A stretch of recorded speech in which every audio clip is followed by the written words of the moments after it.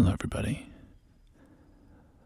Last night, I went and saw the somewhat new film Obsession in theaters. And given that last week I discussed seeing the back rooms, which has been a bit of a box office sensation, I thought it would be appropriate to discuss the other surprise smash hit box office sensation, which is, of course, Obsession. So this will just be sort of a review, more of a chat about the movie. And yeah, we'll just have a fun discussion about it. And I do think that we should probably just say full spoilers. I don't like to kind of talk around the plot. So, if you haven't seen the movie and you are going to, you may wish to avoid this video for now. And for those of you who don't care, aren't gonna see the movie, don't care about spoilers, whatever, I'll just give a real quick rundown of the film. It's an extremely simple premise. So, there's a group of friends, and one of them is named Bear, one of them is named Nikki, and Bear has, he's head over heels for Nikki. He's in love with her. And he is trying to confess his feelings to her, but he is unable to be brave enough to actually do it. He keeps chickening out. And so, in a moment of frustration, he pulls out this kind of novelty toy that is supposed to give you a wish, and he breaks the wish stick, called a one-wish willow, and he wishes that Nikki would love him more than anybody else in the world. And what happens from there is that she becomes obsessed with him and becomes kind of increasingly unstable and erratic and does weird things. And it just spirals into this murderous bloodbath at the climax of the movie.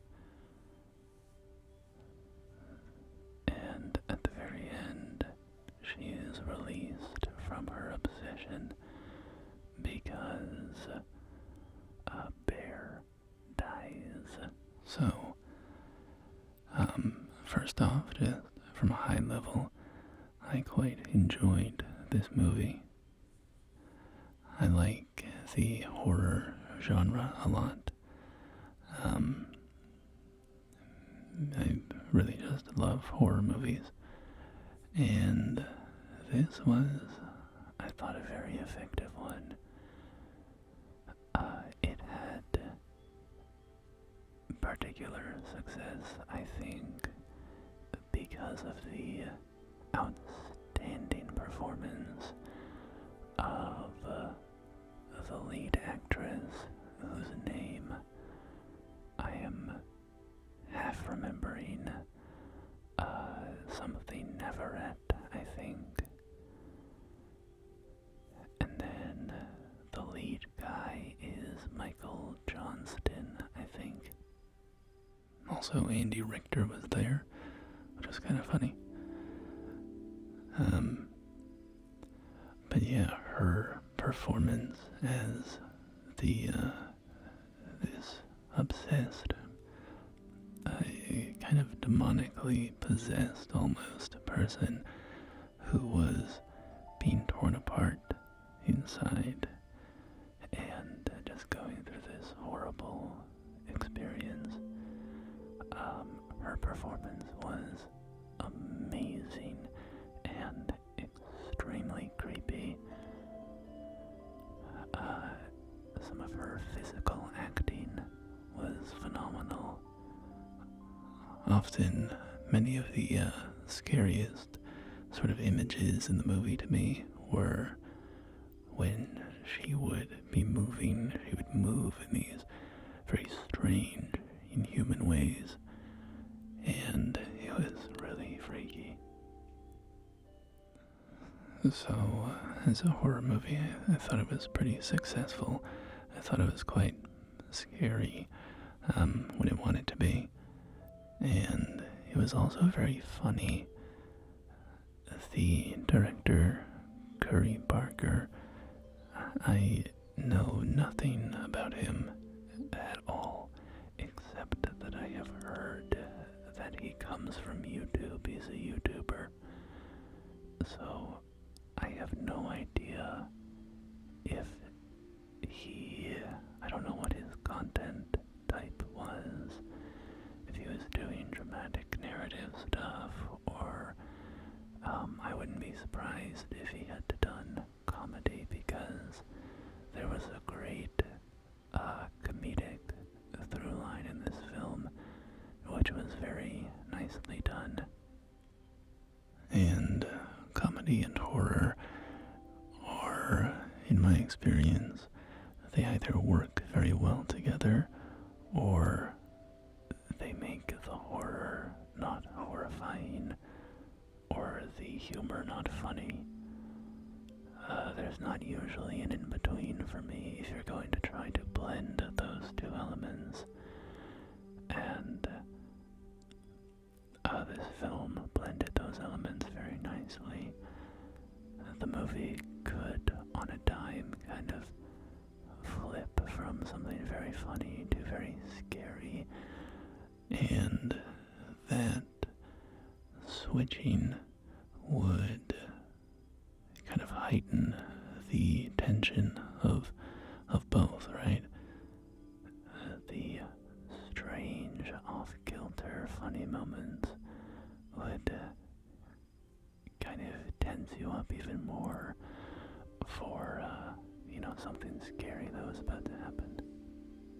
But yeah, I really enjoyed that element of the movie. I thought the movie was very expertly written and performed. I think, for the most part, I didn't really have many qualms with it. One or two things here and there.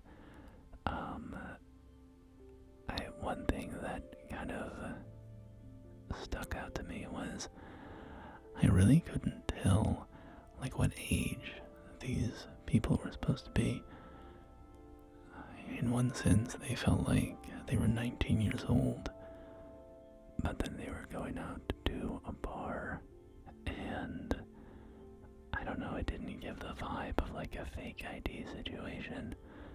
So I think they were all in their 20s, but then one of them was applying to colleges, but we never got a sense of what the other three were kind of up to as the next steps in their lives, and if they were of a regular college application age, you think they would all be talking about it.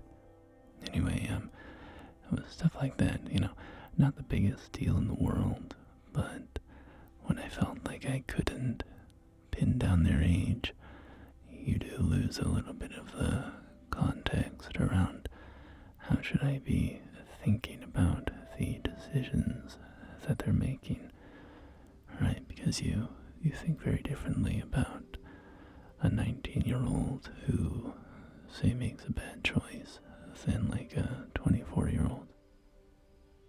Yeah, most of the other stuff, kind of nitpicky things that just took me out of it a little bit here and there, not even really worth getting into. overall, I thought the movie was very mistake-free, and I say mistake um, broadly, just in the sense of I found very few things to dislike about it. Bear's character is kind of interesting. I found him very kind of Hamlet-like. One of the most defining characteristics of Hamlet from, Shakespeare is his indecision and his constant inability to act and to take action even when he knows that he should. And Bear in this movie, to me, that was his number one characteristic above all else was, this is a guy who is incapable of just standing up and doing something. And that was revealed early on with his, inability to ask Nikki out. But once he cast the spell, that character trait kind of took on a new light, because you can't really blame him for winding up in this situation, right? He didn't think magic was real, and he kind of made a wish on the spur of the moment, and that's not the kind of wish that it doesn't speak well of him that he made that wish. But overall, it was not really something that you can blame him for. It was a mistake. But from then on, it is very apparent that he knows that something is wrong, and yet he does not act on it. And the moral culpability on his end just kind of accumulates and accumulates over the course of the movie. And I think it speaks to a sense of, a person who might kind of in their heart know what right and wrong is, what they should do in a situation, but either out of cowardice or, their kind of venal, greedy nature, they don't want to do the right thing because it will be hard or make them lose something, right? So he became kind of more and more villainous to me as the movie went on, because immediately once he figured out what was going on, he should have been taking steps to, remedy the situation. Because if I wasn't clear, it becomes clear numerous times in the movie that Nikki, the real Nikki, is kind of trapped in this body with, I'll just call it the demon form of her, right? It seems as though some kind of demon or entity, whatever, basically moved into her body, right, and pushed the real Nikki down, and so the real Nikki is in there, just kind of horrified and trapped as all of this stuff is going on. And as this becomes more apparent to Bear, and as her strange, disturbing behavior becomes more and more severe, like her, making a shrine out of his dead cat, or feeding him his dead cat, hurting herself, soiling herself, all this stuff, he still refuses to take responsibility and try to actually help Nikki. It's only once things get, like, extraordinarily bad, and somebody has been murdered, that he tries to remedy the situation, and by then, it's too late, and he ends up dead too. So, when I'm thinking about his place in the story, and if you were to read a sort of moral lesson or something from this, I think there's an element of, if you know something is wrong, have the backbone to actually do something about it. He reminded me of, so you could steal something, right? If you go and steal $100 from somebody's back pocket, you're a thief and you've done something wrong. But if the wind blows a $100 bill out of their pocket and you watch it kind of fly out of their pocket and drift over and, press itself against your chest, and you take that $100 and just put it in your pocket, you have done something wrong, right? You are not an active thief. You did not go and steal the $100 from their pocket. But when the immoral situation, or when that $100 landed into your lap without you trying to seek it yourself, you said, oh well, if it fell into my lap, I guess I'll enjoy it, right? And I'll do a little beard scratching, maybe. For those of you who don't care about the movie, but just want some nice sounds to listen to.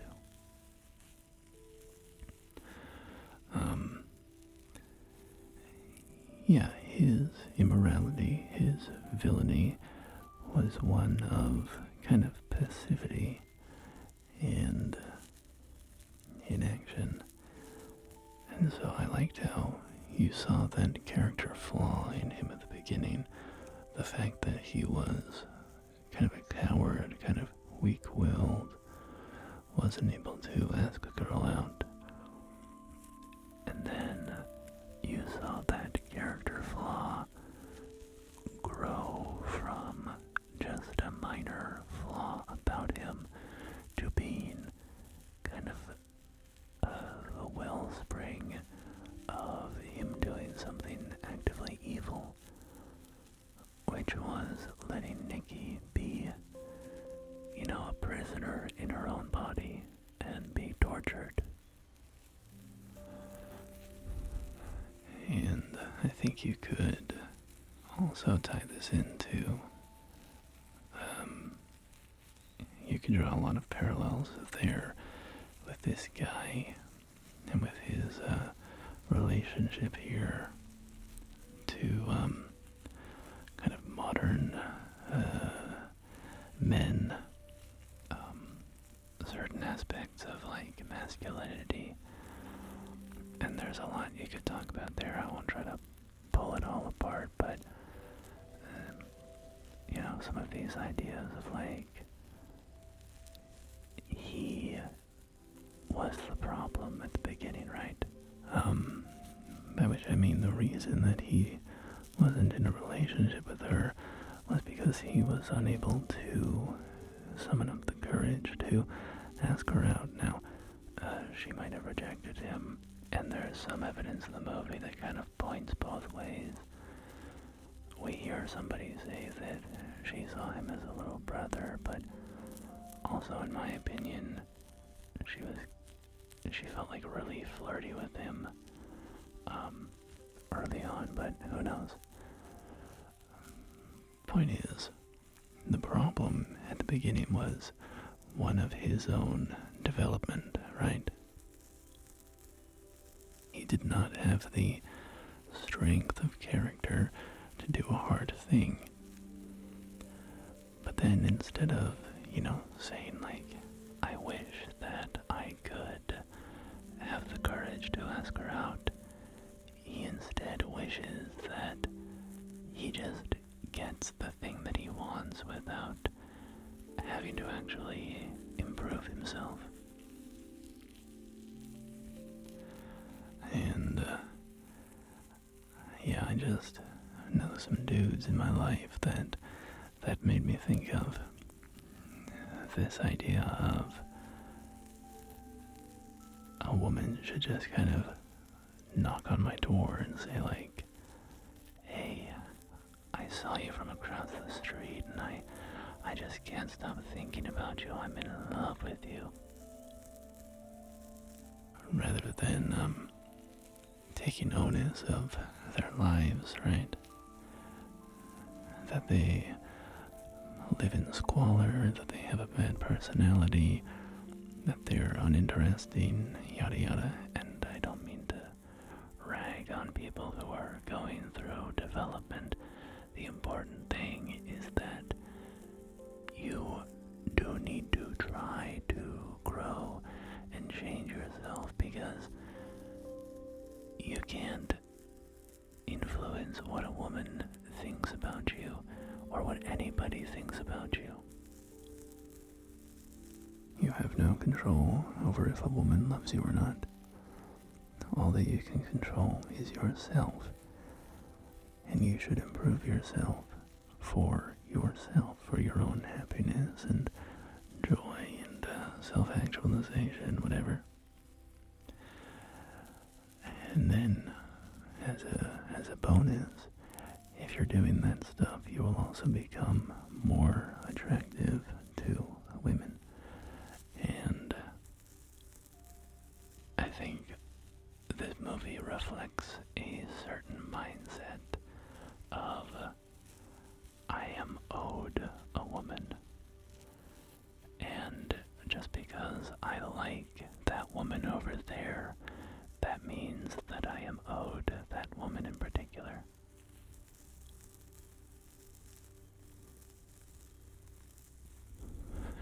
Anyway, I've seen that a bit in my life, and of course, what happens then is tends to breed resentment. Here, there's two ways you can go.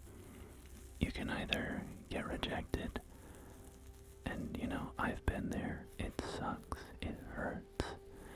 And once you've been rejected, assuming you even have the courage to ask in the first place, once you've been rejected, you have kind of two ways you can go. You can either get like really bitter and angry and be like, wow, I hate her for the way that she made me feel. And maybe by extension, I hate women or something for the power that they have over me, that they make me feel that way. Or you can learn, well, that's painful, but there's nothing I can do about her rejecting me, so I just have to learn how to kind of dust myself off. She's not a bad person for not being attracted to me. And then just focus on yourself and importantly, keep getting out there, right? If you keep on getting rejected, it hurts real bad, but that's kind of the name of the game at a certain point. Anyway, I have wandered quite far down this tangent. But that's just some of the stuff that the movie was making me think about. He just felt like a personality of some guys that I've known, that I grew up with, and so I guess, just made me go down that path. What else is there to kind of talk about? One thing that I thought was very nicely done, I was talking to my sister-in-law because she has seen the movie twice, and I was mentioning how Nikki, they do a lot of shots of her in the dark, where she's kind of far away from the camera, and a little, difficult to see because of how dark it is. And in those moments, I commented on how her face just looked really freaky. And I thought it was simply a matter of, like the shadows, that the lighting was really good and it just made her look freakish. But my sister-in-law showed me online, there's photos of the set, and they actually did her makeup differently during those darkness shots. They gave these really exaggerated features when she was in the dark, so that her face just looked kind of monstrous. Which makes sense because those shots are really extreme visually. So I thought that was a cool use of makeup design. A really nice makeup and lighting working together there.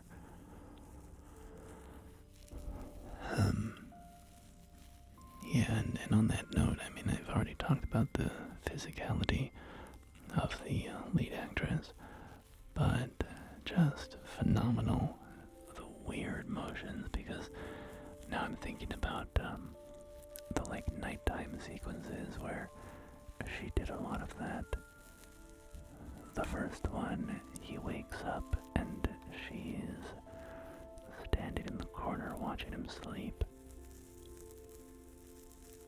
And she leans out. She's hitting the Michael Jackson lean,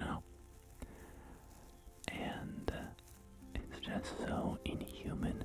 And the way that she shuffles around. Oh my god, it's just phenomenal. I just think the creepiness might have accelerated a little fast. She dug up his cat. Well, okay, there were a couple things.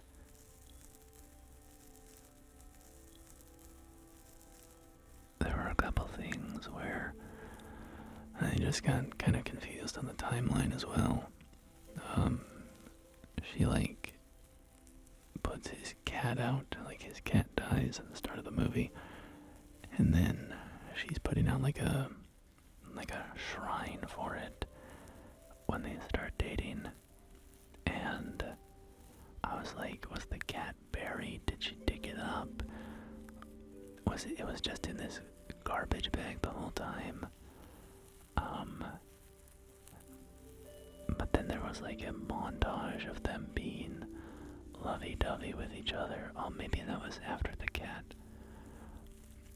Anyway, it's not important experientially, and I might be a little off about this, but I felt like the cat thing that early on was such a severe sign of some kind of psychosis that it was maybe accelerating the strangeness a little too fast.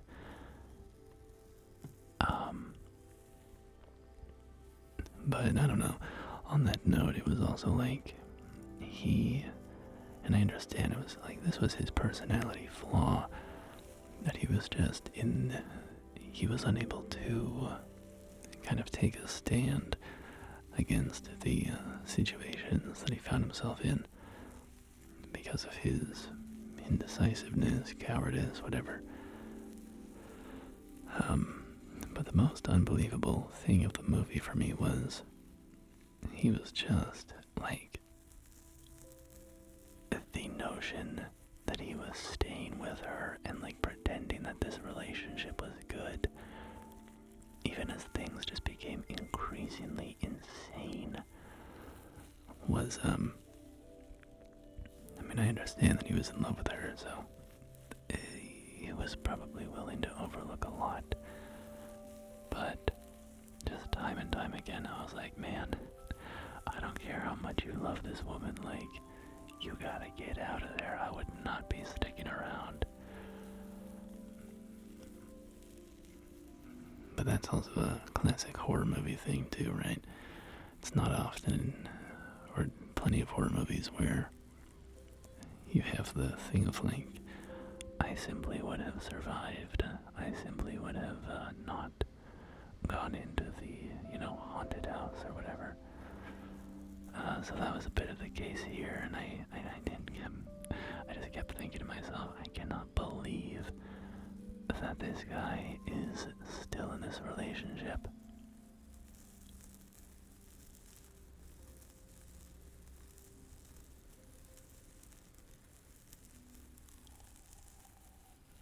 It was also crazy, Andy Richter's character, and this is just a random side note, but he was not a great dad.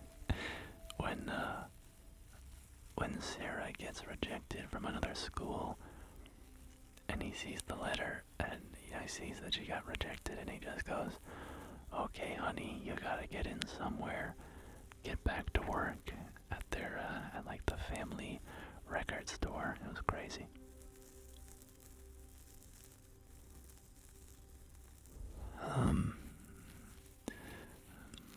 But yeah, I think, there's a lot more you could talk about, that you could, analyze this and that, and I think it's applicable in many ways. One thing it did remind me of, considering I just saw the Backrooms movie last week, was the idea of him being in this toxic situation. Both him being kind of an underdeveloped person and in a toxic, horrifying relationship. The notion that he kind of was like, I'm just gonna stay here, I'm just gonna curl up in this horrible place and I'll make it work. It's actually kind of more comfortable here. I don't want to do the work to change. That is, and minor, well, maybe not minor, a spoiler for the Backroom movie. If you don't want to hear it, just skip ahead like 10 seconds. Okay. It just reminds me of Clark, who wanted to stay in the back rooms because he didn't want to change who he was.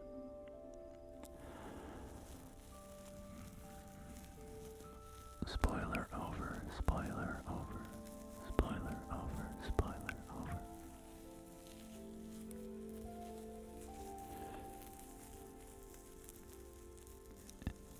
Anyway, I suppose that's all I have to say. There's a lot of cool stuff in the movie, very well done. A lot of great horror sequences and like jump scares that aren't quite jump scares. Something shocking happens, but it's not doing the thing of like the camera suddenly cuts to like a screaming face or whatever. It really earns its scary moments. But I think I will wrap it up there. A bit of a shorter video today.